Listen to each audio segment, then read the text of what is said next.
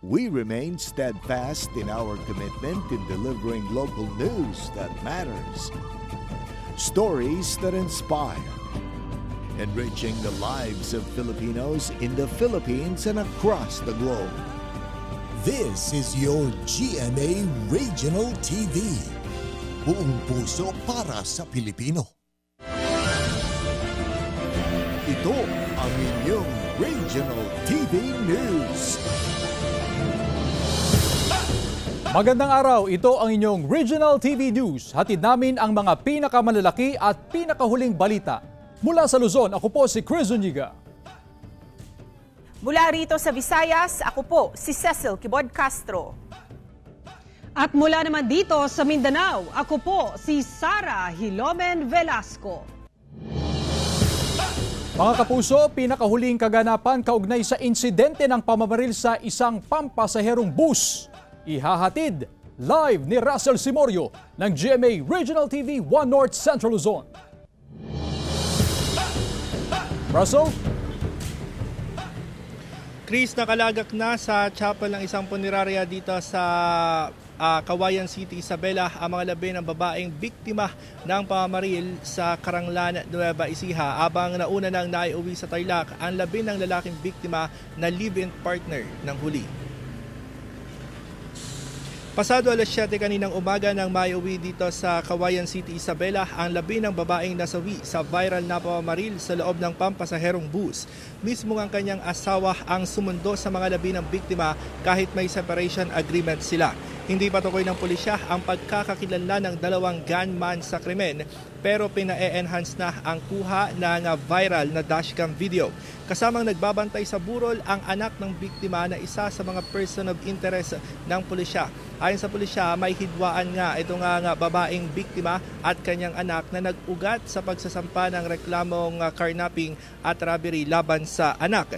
Kinausap na rin ng pulisya ang iba pang pasahero ng naturang bus pero hindi raw nila namukhaan ang mga suspect dahil habang nasa biyahe ay nagtakip daw ng mukha itong mga suspect gamit ang kurtina ng bus. Nakapanayam natin kanina ang isa sa mga kapatid ng babaeng biktima at pinatutuhanan niya na may alitan nga ang mag-ina. Huli niyang nakausap ang biktima noong November 8 na dadalo sana sa isang hearing. Kanina, Chris, sinubukan din natin na makausap ang anak pero tumanggi siyang magbigay ng pahayag sa harap ng kamera. Pero batay sa aming pag-uusap, masakit daw ang kanyang kalooban lalo't siya ang sinisisi sa pagkamatay ng kanyang ina. Kahit may alitan sila ay hindi niya daw ito magagawa sa kanyang ina. Patuloy naman ang pangangalap ng karagdagang impormasyon ng pulisya sa nangyaring krimen para sa pagpapatuloy ng kanilang investigasyon. Chris, 6 na basyo ng caliber 45 na baril ang na-recover ng mga pulis doon nga sa bus kung saan nangyari ang pamamaril. At ang hiling naman ngayon na mga kapatid ng biktima ay maisailalim sa autopsy. Ito nga ang labi ng kanilang namayapang kaanak. Yan muna ang latest mula rito sa Cauayan City, Isabela. Balik sa iyo, Chris. Maraming salamat, Russell Simorio ng GMA Regional TV 1 North Central Luzon. Kaugnay niya, naghigpit ng seguridad ang pamunuan ng ilang bus o bus terminal sa Dagupan City kasunod ng nangyaring pamamaril sa loob ng bus sa Nueva Ecija na nag-viral pa sa social media. Iniinspeksyon ng dalang bag ng mga pasahero. Mahigpit na ipinagbabawal ang mga deadly weapon tulad ng matatalim at matutulis na bagay. Ipinatatanggal din ang suot na sombrero ng mga pasahero. Ayon naman sa LTFRB, hinihintay nila ang report ng pamunuan ng bus kung saan nangyari ang viral na pamamaril bago sila maglabas ng direktiba para sa safety precautions. Kasi po para makita po yung identity ng tao, in case po na may mangyari, alam na nila yung mukha.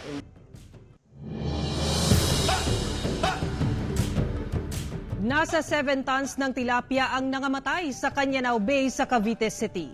Kung bakit, alamin natin sa report ni Hazel Alviar ng GMA Regional TV Balitang Southern Tagalog.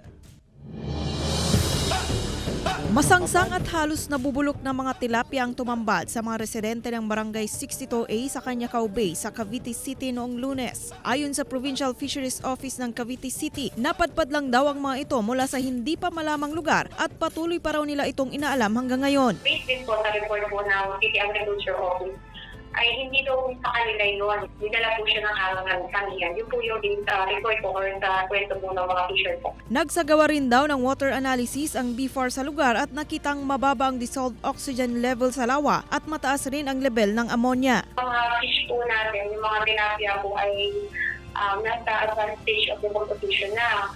So, talagang tataas po ang ammonia po. Kaya lang po, titingnan po natin yung possibility na hindi po nang galing sa Cavite City yung mga isda. Hindi po natin alam kung ano po talaga yung cause ng pagkakatay po ng mga tilapia. Agad raw silang nakipag-ugnayan sa Bantay Dagat, Philippine Coast Guard at Navy para mayalis ang mga nangamatay na tilapia sa lugar. Tumulong na rin daw ang mga residente dahil naapektuhan na sila sa mabahong amoy ng mga namatay na isda. Tinatayang aabot sa mahigit 7 tonelada ang kanilang nahakot mula sa lugar. According po sa City Agriculture Office, officer po sa Cavite City ay konti na lang daw po. Halos nahakot na po ng mga nagtumulong po. Ibinaw na daw agad ang mga namatay na tilapia sa Materials Recovery Facility sa Barangay San Antonio. Mula sa GMA Regional TV Balitang Southern Tagalog, Hazel Kawaing Alviar nagbabalita para sa GMA Integrated News. Patay ang isang pulis matapos barilin ng isa sa mga sospek na target ng bypass operation sa Cebu City. Pinaghahanap na ng pulisya ang 2 sospek na sangkot sa pagpatay kay Police Corporal Ryan Baculi na nagsilbing poster buyer sa isinagawang bypass operation gabi noong Miyerkules. Ikinasa ang operasyon sa Barangay Kinasangan, Cebu City. Ang subject ng operasyon ang isang alias Namol. Nagpositibo ang bypass operation at habang inaaresto ni Corporal Baculi si Namol, dito na siya binaril ng kasamahan ni Namol na kinilalang si Atong Rafols. Agad na nakatakas sila si Namol at Rafols. Ipinag-utos na ng Police Regional Office Region 7 ang manhunt operation laban sa dalawa. Ayon sa investigasyon ng pulisya, sangkot si Rafols sa ilang murder cases at posibleng miyembro ng gun for hire. Nananawagan sila ng tulong sa publiko para agarang mahuli ang 2 sospek. Makaputra nato atong hustisya ug ang among assurance sa katawhan. Ang inyong Police Regional Office 7 dili mundak hangtod atong madala sa hustisya kining duha ka kriminal. 4 na bagong police mobiles ng PNP na papunta sa Zamboanga City upang i-turnover sana sa Police Regional Office 9 ang nagkarambola sa National Highway ng Bayan ng Balingwan, Misamis Oriental. Tutukan sa report ni Efren Mamak ng GMA Regional TV 1 Mindanao. Wasak ang unahan at likod na bahagi nitong 4 na marked PNP Police Mobile matapos itong magkarambola sa National Highway sa Barangay Baok-Baok sa Bayan ng Balingwan, Misamis Oriental alas 8 Miyerkules ng umaga. Ang mga nasabing sasakyan ay kabilang sa bagong bili na 7 sasakyan ng Philippine National Police at nakatagdasan ng i-turnover sa PNP Regional Office 9 sa Zamboanga City. Ayon sa PNP Region 9, ang mga nasabing police mobile ay ibiniyahe ng mga kawani ng mismong kompanya ng sasakyan. Galing pa raw ito sa Marilao, Bulacan at nag-convoy ang 7 bagong sasakyan papunta sa Zamboanga City. Pero pagdating sa lugar kung saan nangyari ang insidente, bigla raw nagpreno ang nasa unahan na sasakyan at sunod-sunod na ang banggaan ng 3 iba pang sasakyan ng nasabing convoy. Bigla daw na promeno itong unang sasakyan natin sa harap and then yun nakaroon ng domino effects with other vehicles. Wherein as a result to that accident, meron po tayong 4 na patrol cars ang medyo natamo ng pinsala. 1 is minor and then the 3 are considered naman medyo may mga damages. Ayon sa kapulisan, ligtas ang 4 na drivers ng mga nasabing sasakyan. Kasalukuyang nasa kustodiya ng Balingwan Municipal Station sa Misamis Oriental ang mga sasakyan. Nangako naman daw ang kompanya ng sasakyan na sasagutin ang pagpaparepair o replacement ng mga ito. Ayon sa PNP, ang mga nasabing sasakyan ay bahagi ng 31 na police mobile na ipamamahagi sa mga PNP Regional Office sa reyon sa ilalim ng Capability Enhancement Program. Itong 31 for delivery patrol vehicle will form part dito sa 95% mobility asset capability of Police Regional Office 9. So this is a move asset that will help our entire Police Regional Office 9 in performing our functions. Mula sa GMA Regional TV 1 Mindanao, Efren Mamak nagbabalita para sa GMA Integrated News. Tinatayang nasa 100,000 na jeepney drivers sa buong bansa ang lalahok sa nationwide transport strike na pangungunahan ng grupong Piston sa darating na Lunes hanggang Miyerkules. Naisumunod ng grupo na iprotesta ang December 31, 2023 na deadline ng gobyerno para sa franchise consolidation ng Public Utility Vehicle Modernization Program. Pero ayon sa Western Visayas Transport Cooperative, walang mga tsuper o operator sa kanilang kooperatiba ang lalahok sa tigil pasada. Kaya wala raw dapat ikabahala ang mga commuter. Ang Bacolod Alliance for Commuters, Operators and Drivers Incorporated o BACOD Incorporated naman ay sasama raw sa tigil pasada sa susunod na linggo. Ayon sa BACOD Incorporated, nasa mahigit 1,000 ang kanilang miyembro. Mawal na sa amon ang pag-upod sa strike. Kaya ang strike dyan, ang upod yung other ang unconsolidated, no? Ito ang inyong Regional TV News.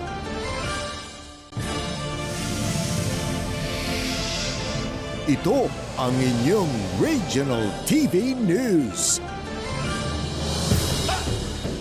Isang roro ang sumadsad sa batuang bahagi ng dagat sa San Andres, Quezon. Mahigit 40 pasahero at 31 tripulante nakaligtas. Tinutukan niya ni Paul Hernandez ng GMA Regional TV Balitang Southern Tagalog. Isa-isang inalalaya ng mga miyembro ng Philippine Coast Guard ang hindi bababa sa 40 pasahero ng Roro vessel na MV Virgen de Peña Francia 1 na makasakay sa bangka. Inilipat sila rito matapos umanong sumadsad sa mabatong bahagi ng karagatan sa bahagi ng San Andres, Quezon ng barko. Ayon sa PCG Southern Quezon, galing Masbate ang barko at padaong na sana sa San Andres Port. May kalakasan daw ang hangin sa lugar dahil sa pag-uulan, kaya posibleng nadala ng hangin at alon ang barko sa mababang bahagi ng karagatan. Bukod sa mga pasahero, ligtas din ang mahigit sa 30 tripulante ng Roro. Agad na nakipag-ugnayan sa mga bantay dagat po ng San Andres at ganoon din po sa mga NDRMO at aganan po silang nagpadala ng kanilang barko, ng bangka. 4 na bangka po at katulong po sa pag-rescue po ng mahigit kumulang 40 pasahero po. Sa pagsusuri na sa maayos na kondisyon ng Roro vessel, walang anumang senyales na may tumagas na langis mula sa barko. Pinasusumite ng PCG ang master captain nito ng mga kaukulang papeles at marine protest. Sinusubukang makipag-ugnayan ng GMA Regional TV Balitang Southern Tagalog sa may-ari ng barko para sa kanilang pahayag. Nagpapatuloy ang investigasyon. Mula sa GMA Regional TV Balitang Southern Tagalog, Paul Hernandez nagbabalita para sa GMA Integrated News. Puno sa gilid ng kalsada sa Legazpi City, Albay natumba dahil sa pag-ulan. Ang detalye sa report ni Chris Novello ng GMA Regional TV, Balitang Bicolandia. Isang puno na itinuturing bilang centennial tree ang nabawal sa gusali ng City Health Office sa Legazpi City, Albay. Dahil sa laki ng puno, naharangan na nito ang halos buong kalsada. Nabasag ang glass wall ng isang bangko, napinsala ang linya at poste ng ilang telecommunications company, maging ang bakod ng City Hall. Bumagsak din ang isang waiting shed habang isang pedicab at kotse na nakaparada sa lugar ang kabilang sa mga napinsala. Pasalamat naman ang mga tao sa lugar na walang nasaktan sa insidente. Tapos nagragak yan, nagdulag nagpaduman, pagbaba na, maabuto na nga niya ako. Salamat kami, nangyari, wala pa kami digdio. Mga parahigir ba nakaparada? Kung may nakaparada ay rimate. Agad naman nagsagawa ng clearing operation ng mga otoridad sa lugar. Mailing ta po yan sa mga gamot po. Pag yan po baga nakasya, pero yan prone yan sa mga burubagyo. Ang gamot po kan sa ibabaw, dahil man talaga naguguot arog kanara. Maliban sa ilang dekada ng tanda ng nasabing puno, ang pag-ulan na naranasan sa Albay ang isa pa sa tinitingnan nakaapekto, kaya tuluyan itong nabuwal. Kaya nakatakdang magsagawa raw ng inspeksyon ang mga otoridad sa iba pang matatanda ng puno sa lungsod para maiwasan ang mga kahalintulad na insidente. Mula sa GMA Regional TV Balitang Bicolandia, Chris Novello, nagbabalita para sa GMA Integrated News. Inisyuhan naman ng notice of violation ang may-ari ng St. Bernard Dogs na isang atraksyon sa Baguio City dahil sa kawalan ng health card. Sundan sa report ni Jasmine Gabriel Galban ng GMA Regional TV, 1 North Central Luzon. Bukod sa malamig na klima at magagandang pukpasyalan, isa rin sa atraksyon sa City of Pines ang mga St. Bernard Dog kung saan pwedeng magpakuha ng litrato kasama ang mga maamong aso. Ilan sa St. Bernard Dog makikita sa Mines View Park, Wright Park at maging sa Lion's Head. Hindi raw kompleto ang Baguio City experience kung walang picture kasama ang St. Bernard Dog. Pero ngayong linggo, 4 na may-ari ng St. Bernard Dog ang inisyuhan ng Notice of Violation ng Baguio City Veterinary and Agriculture Office. Bukod sa kawalan ng business permit, napag-alamang walang vaccine card at health card ang mga aso. Wala silang permit kaya hindi pwedeng i-display. Kaya ang instruction ko sa mga owners, pagbalik namin wala yung permit, kailangan namin i-impound yung aso. Hindi naman ipinagbabawal ng lokal na pamahalaan ang pagkuha ng litrato kasama ang St. Bernard Dog, pero mahalagang matiyak din daw ang kalusugan at kaligtasan ng aso. Ang message namin sa kanila, you have to follow the rules and regulations. Kung ang mga batas natin, laws and regulations, governing that business, kailangan tumupad sila. Binigyan ng 2 linggong palugit ang mga dog owner para mag-comply sa regulasyon. Sinisikap ng news team na makuhanan ng pahayag ang mga pet owner. Mula sa GMA Regional TV 1 North Central Luzon, Jasmine Gabriel Galban, nagbabalita para sa GMA Integrated News.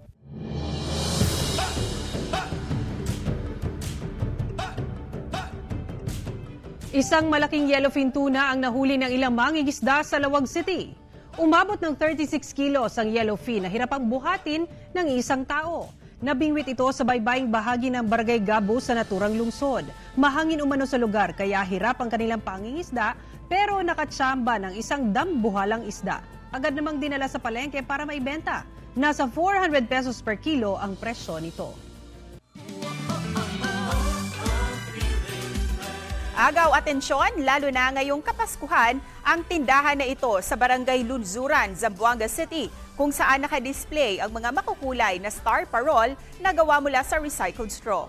Obra ito ng 30 anyos na ina na si Tiny Joy Baguio.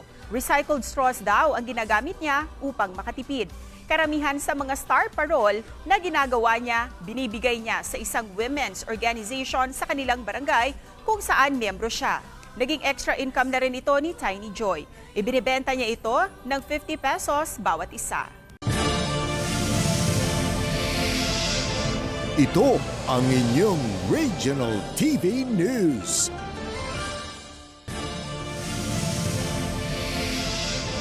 Ito ang inyong Regional TV News.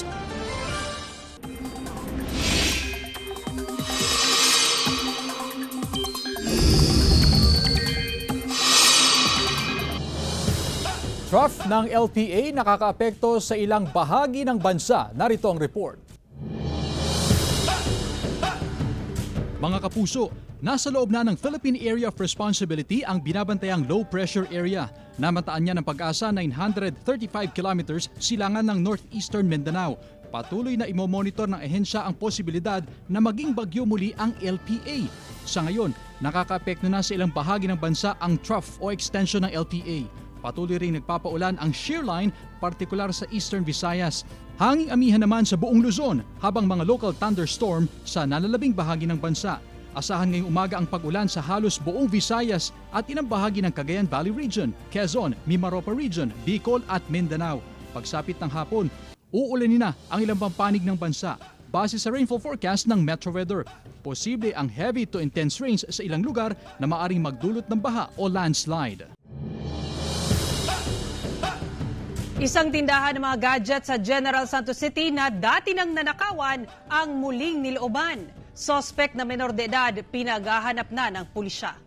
Nahuli kamang lalaking ito na nakasuot ng white t-shirt at may takip sa muka na pumasok sa isang tindahan ng mga gadget sa Barangay Dajangas East, General Santos City, alas 5 ng madaling araw noong November 14. Ayon sa may-ari, nagulat na lang daw siya na sira na ang plywood sa gilid ng tindahan kung saan dumaan ang lalaki. Wala naman daw nawala sa kanyang tindahan. Pero ayon sa pulisya, ang lalaking nakita sa CCTV ay napag-alamang isang menor de edad. Kabilang siya sa 3 sospek sa pagnanakaw sa naturang tindahan noong September 29 kung saan nalimas ang nasa mahigit 8,000 pisong cash at 25 laptop. Pinaghahanap na ang mga naturang sospek. Wala raw security guard ang naturang establisimento, kaya payo ng pulisya sa mga business owner na mag-hire ng magbabantay o guard upang maiwasang manakawan. 700 kawani ng ilang departamento sa Mandaue City Hall, Cebu isinailalim sa surprise drug test. Base sa resulta, 11 ang nagpositibo na gumagamit ng iligal na droga. Isa sa ilalim sila sa confirmatory test. Dahil sa dami ng mga isinailalim sa drug test, isinagawa ang testing sa Mandaue City Sports Complex na pinangunahan ng City Substance Abuse Prevention Office. Ang aktibidad ay parte ng layunin ng Mandaue City LGU na magkaroon ng drug-free workplace. Ang mga nagpositibong kawani na matatanggal sa trabaho ay bibigyan ng pagkakataong sumailalim sa rehabilitation program at tutulungan din silang muling makahanap ng trabaho. For effective po man ang atong program sa Employees Assistance Program kay ubay-ubay na pud ang ni surrender voluntarily, then ang uban nakakumpleto na sila silang program. Tinupok ng apoy ang isang bahay sa Viga, Catanduanes. Problema sa linya ng kuryente, posibleng dahilan ng sunog ayon sa BFP.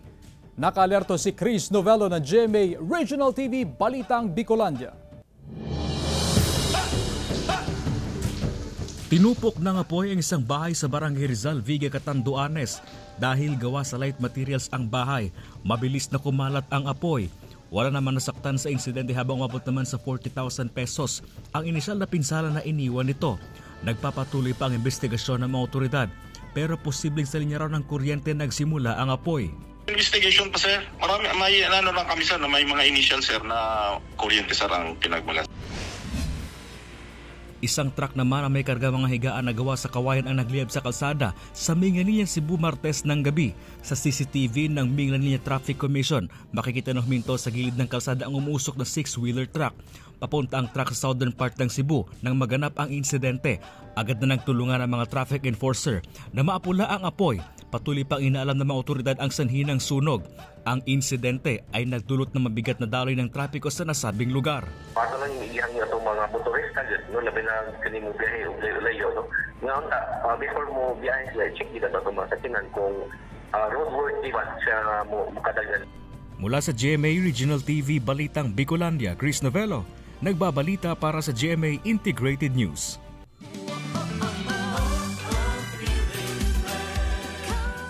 Isang subdivision sa Vera, Catanduanes nagmistulang Christmas Village dahil sa mga pailaw. Si Jessica Kalinog ng GMA Regional TV, Balitang Bicolandia para sa detalye. Tuwing Kapaskuhan, kaliwat kanan na ang makikitang mga Christmas decorations sa mga bahay, establishmento at maging sa mga kalsada. Kaya habang papalapit na ang araw ng Pasko, patok na rin sa mga bisita at turista ang Christmas Village na ito na matatagpuan sa West Garden Subdivision Phase 2 sa Barangay Bigaa, Vera, Catanduanes.